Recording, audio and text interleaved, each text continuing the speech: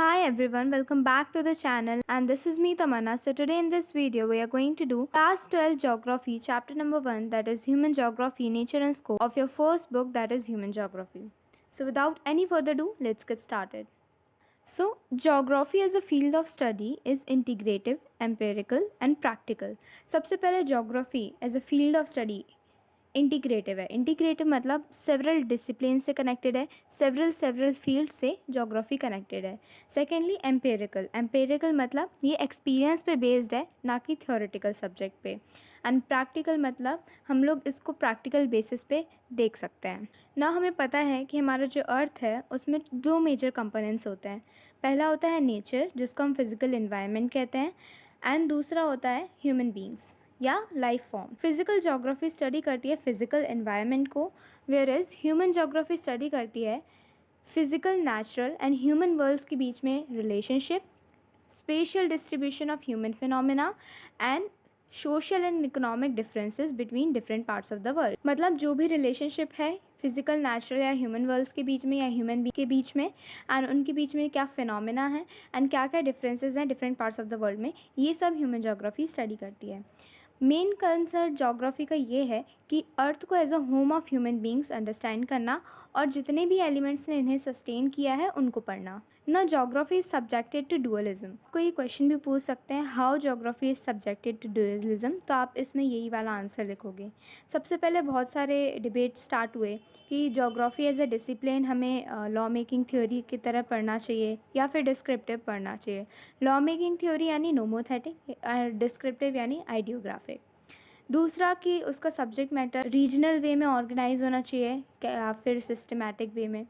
Third है कि उसका फिनोमिना थ्योरेटिकली हमें इंटरप्रेट करना चाहिए या फिर हिस्टोरिक इंस्टीट्यूशनल अप्रोच के थ्रू. सो इसलिए हम कह सकते हैं कि जो जोग्राफी है वो सब्जेक्टेड है डुअलिज्म से. नेक्स्टली जो नेचर है या ह्यूमंस हैं, ये इनसेपरेबल एलिमेंट्स हैं, इनको हम सेपरेट नहीं कर सकते, तो इसलिए हमें इनको होलिस्टिकली यानी टुगेदर ही पढ़ना पड़ेगा. और ये हमें कैसे समझ आता है, आपसे ये क्वेश्चन भी पूछ सकते हैं कि nature and human are inseparable elements and should be seen holistically explain या जस्टिफाई. तो आप यही लिखोगे, बोथ नेचर और ह्यूमन बींग्स को मेटाफोर्स के थ्रू जो है डिस्क्राइब किया जाता है, जैसे कि eye of the storm, mouth of the river and neck of the isthmus, profile of the soil, like this. And German geographers ने स्टेट कंट्री को as a living organisms and network of road, railways and waterways को arteries of circulation भी कहा है. तो अगर आपसे ये क्वेश्चन पूछें तो ये 3 पॉइंट्स आप लिख के आओगे. नेक्स्ट हम लोग पढ़ने वाले हैं डिफरेंट डेफिनेशंस जो कि डिफरेंट लोगों ने दी हुई हैं. सबसे पहले हम पढ़ेंगे रेड्जिल की. Human geography is the synthetic study of relationship between human societies and earth surface. Ratzel ने सिंथेटिक स्टडी को एम्फेसिस दिया है. सेकेंड है एलन सी सैम्पल की.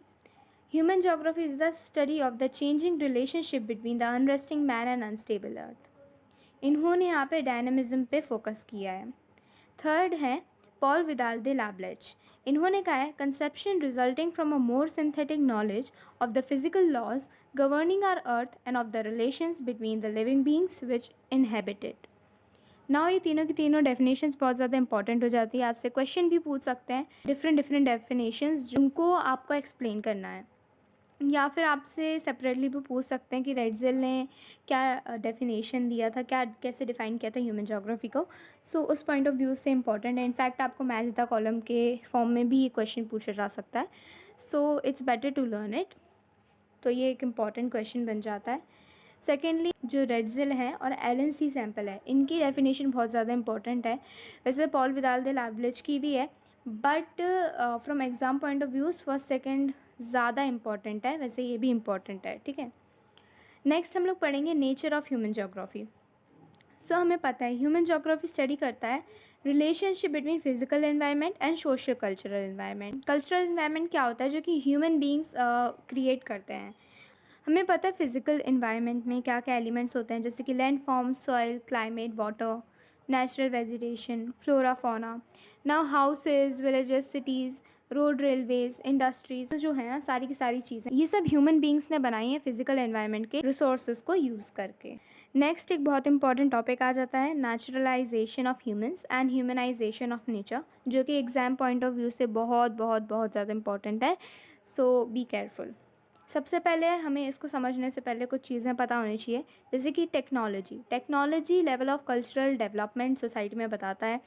एंड ह्यूमन बींग्स ने टेक्नोलॉजी डेवलप करी जब उन्होंने अंडरस्टैंड किया नेचुरल लॉस को। अब जैसे कि हम लोग को अगर फायर डिस्कवर करनी है तो हमने कैसे फायर डिस्कवर की, जब हम फ्रिक्शन और हीट के कॉन्सेप्ट्स को समझा। इसी तरह से जब हमने सीक्रेट्स जाने डीएनए और जेनेटिक्स के, उसके थ्रू हम लोग जो है मैनी डिसीज़ेस को कॉन्कर कर पाए। एंड सिमिलरली एरोडायनेमिक्स के लॉज को जानने के बाद हम लोग फास्टर प्लेन्स को डेवलप कर पाए। तो उसी तरह से अगर हमें टेक्नोलॉजी को डेवलप करना है तो हमें नेचुरल लॉज की अंडरस्टैंडिंग होनी चाहिए। Naturalisation of humans and humanisation को पढ़ने के लिए हम लोग इस टेबल को यूज़ करेंगे। कैसा होता था, मैं आपको एक थोड़ा सा बता देती हूँ। नेचुरलाइजेशन ऑफ ह्यूमंस में जो नेचर है वो बहुत ज़्यादा पावरफुल होता था, बिकॉज मे बी टेक्नोलॉजी नहीं थी उस समय उतनी, और वो लोग डायरेक्टली डिपेंडेंट भी थे नेचर पे, तो इसलिए यहाँ पे नेचर जो है ज़्यादा सुप्रीम होता था, ज़्यादा पावरफुल होता था। Whereas humanization of nature में ह्यूमंस थोड़े पावरफुल हो गए थे, बिकॉज टेक्नोलॉजी डेवलप हो गई थी और उनको थोड़ा आइडिया हो गया था, एंड वो अपने हिसाब से नेचर को यूज़ करके अपनी नीड्स को पूरा करने लगे। सो यहाँ पे it refers to early stages of interaction between natural environment and humans where humans are adapted to nature. So interaction दिखाता है humans on environment का, जहाँ पे human beings जो है nature को follow करते हैं। यहाँ पे लो लेवल ऑफ टेक्नोलॉजी होती है एंड सोशल डेवलपमेंट भी नहीं होता, and human beings direct dependent होते हैं नेचर पे। इस टाइप के सिचुएशन में जो फिज़िकल एनवायरनमेंट है वो मदर नेचर बन जाता है ह्यूमन बींग्स के लिए। इसको हम कहते हैं इन्वायरमेंटल डिटर्मिनिज्म। ये ज़्यादा इंपॉर्टेंट है। कह सकते हैं कि ये जो रिलेशनशिप है स्ट्रॉन्ग फोर्सेस ऑफ नेचर और ह्यूमन बींग्स के बीच में, इसी को कहते हैं इन्वायरमेंटल डिटर्मिनिज्म, जो कि नेचुरलाइजेशन ऑफ ह्यूमंस का बहुत इंपॉर्टेंट पार्ट है। नाउ ह्यूमंस क्या करते थे, नेचर को सुनते थे और उससे डरते थे। दे वर अफ्रेड ऑफ नेचर और वर्शिप भी करते थे उसकी। ना ह्यूमनाइजेशन ऑफ नेचर में डेवलपमेंट हो जाती है टेक्नोलॉजी के अच्छे से, तो ह्यूमंस क्या करते हैं, जो भी रिसोर्सेज इन्वायरमेंट प्रोवाइड करता है उसको एज एन अपॉर्चुनिटी लेके अपनी ज़रूरतों को पूरा करते हैं, and they move from state of necessity to a state of freedom. Humanization of nature पे हम देख सकते हैं कि इम्प्रिंट्स हम लोग को देखने मिलते हैं ह्यूमंस के। So this was about naturalisation of humans and humanisation of nature. जल्दी से रिवाइज करते हैं। नेचुरलाइजेशन ऑफ ह्यूमंस में नेचर सुप्रीम होता है, पावरफुल होता है, लो लेवल ऑफ टेक्नोलॉजी होती है, इसलिए जो ह्यूमंस है वो डायरेक्टली डिपेंडेंट होते हैं नेचर पे, एंड इस टाइप में नेचर को वर्शिप किया जाता है और उनसे भी अफ्रेड होते हैं, एंड इसको हम इन्वायरमेंटल डिटर्मिनिज्म भी कहते हैं। Whereas humanization of nature में टेक्नोलॉजी डेवलप होने के कारण जो ह्यूमंस हैं नेचुरल रिसोर्सेज को अच्छे से यूज़ करते हैं अपने नीड्स के अकॉर्डिंग, और जो है नेचर ह्यूमनाइज हो जाता है, एंड इसको हम लोग क्या कहते हैं, पॉसिबिलिज्म।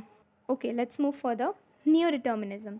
सो ये भी एक इम्पॉर्टेंट टॉपिक है, 3 मार्कर में पूछा जा सकता है। सो एक जोग्राफर थे ग्रिफिथ टेलर, इन्होंने एक न्यू कॉन्सेप्ट यूज़ किया था जिसको कहते हैं न्यू डिटर्मिनिज्म, जो कि मिडिल पाथ है एनवायरमेंटल डिटर्मिनिज्म और पॉसिबिलिज्म के बीच में। इसको न्यू डिटर्मिनिज्म या स्टॉप एंड गो डिटर्मिनिज्म भी कहते हैं।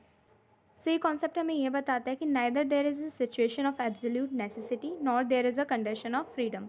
हमें या तो इन्वायरमेंटल डिटर्मिनिज्म की ऐसे स्ट्रॉन्ग फोर्सेस ऑफ नेचर की भी ज़रूरत नहीं है, वेरएज हमें ज़्यादा फ्रीडम की भी ज़रूरत नहीं है। ह्यूमन बींग्स नेचर को कॉन्कर कर सकते हैं उसको ओबे करके, मतलब हमें ज़्यादा वेस्टेज भी नहीं करना है। हाँ, हम पॉसिबिलिटीज़ क्रिएट कर सकते हैं बट इन लिमिट, क्योंकि इससे नेचर को भी हार्म हो रहा है एंड इनडायरेक्टली हम लोग अपनी ही लाइफ को हार्म कर रहे हैं। नाउ आपकी बुक में ये एक बॉक्स दिया हुआ है जिसमें 3 स्कूल्स के बारे में बताया गया है, इसको भी हम डिस्कस करेंगे। पहला है वेलफेयर और ह्यूमनिस्टिक स्कूल ऑफ थॉट। ये mainly different aspects of social wellbeing से रिलेटेड है, एंड इसमें हाउसिंग, हेल्थ, एजुकेशन एस्पेक्ट्स आते हैं। दूसरा है रेडिकल स्कूल ऑफ थॉट। ये बेसिकली मार्क्सियन थ्योरी पे बेस्ड है, एंड मार्क्सियन थ्योरी को यूज़ करते हैं to explain the cause of poverty, deprivation and social inequality. Now third है बिहेवियरल स्कूल। तो ये मेनली लिव्ड एक्सपीरियंस पे बेस्ड है, ये ग्रेट एम्फेसिस डालता है लिव्ड एक्सपीरियंस पे, and perception of space by social categories. So इस पे भी क्वेश्चन पूछ सकते हैं। सो यस, देन हम लोग पढ़ेंगे फील्ड्स एंड सब फील्ड्स। तो ह्यूमन जोग्राफी एक्सप्लेन करता है relationship between all the elements of human life and space दे करो हुआ। Human geography highly interdisciplinary nature की है, मतलब हर एक जगह से जो है कनेक्टेड है। तो बहुत सारे इसकी फील्ड्स होती हैं, सब फील्ड्स होती हैं, जिसके बारे में हम आगे पढ़ेंगे। उसके पहले हम एक ये टेबल देख लेते हैं जो आपकी बुक में दी है। सो यहाँ पे बहुत सारे पीरियड्स दिए हैं एंड अप्रोचेस भी दिए हैं। सो अर्ली कॉलोनियल पीरियड में एक्सप्लोरेशन और डिस्क्रिप्शन का ट्रेड इंटरेस्ट ज़्यादा था उस समय पे, तो न्यू एरियाज़ की डिस्कवरी होती थी, जो कि बहुत इंपॉर्टेंट होते हैं फ्रॉम जोग्राफर्स एस्पेक्ट। सेकंड है लेटर कॉलोनियल पीरियड। यहाँ पे रीजनल एनालिसिस होने लगी, यानी एरिया का रीजन वाइज एनालिसिस देखा जाने लगा। इसके पीछे एक आइडिया था कि सारे के सारे रीजन्स एक ही अर्थ के पार्ट हैं, तो इसलिए अगर हम लोग इनको अच्छे से पढ़ेंगे तो हम अर्थ की एज अ होल अंडरस्टैंडिंग ले सकते हैं। देन 1930s में जब इंटरवॉर पीरियड था, वहाँ पे एरियल डिफ्रेंसिएशन होने लगा। बेसिकली आइडेंटिफाई करने लगे ये लोग कि किसी भी पर्टिकुलर रीजन क्या यूनिक है, डिफरेंट है अदर एरियाज से।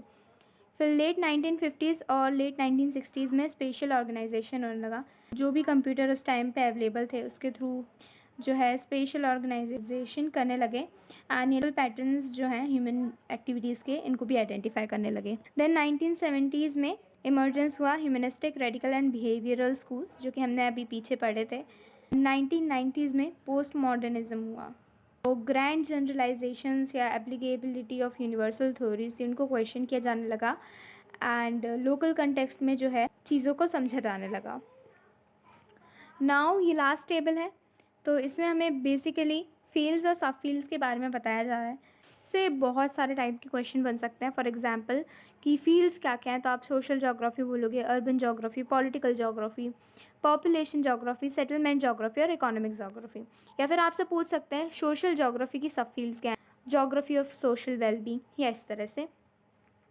इनफैक्ट आपसे मैच द कॉलम में भी पूछ सकते हैं कि जोग्राफी ऑफ लीजर क्या होता है, तो आप कहोगे सोशियोलॉजी। कल्चरल जोग्राफी क्या है, एंथ्रोपोलॉजी। तो इस तरह से कह सकते हैं मैच द कॉलम्स 1 मार्क इस टाइप से बहुत ज़्यादा इंपॉर्टेंट है ये।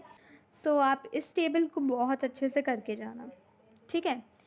सो यस, विद दिस हमने ये चैप्टर कंप्लीट कर लिया है। होमवर्क क्वेश्चन है आपका, describe new concept of new determinism, जो कि दिया था ग्रिफिथ टेलर ने, एंड इसका आंसर आप लोग कमेंट बॉक्स में लिखोगे। सो विद दिस हमने ये चैप्टर कंप्लीट कर लिया है। Hope you understand, and if yes then don't forget to subscribe the channel. Stay tuned, stay connected and have a nice day.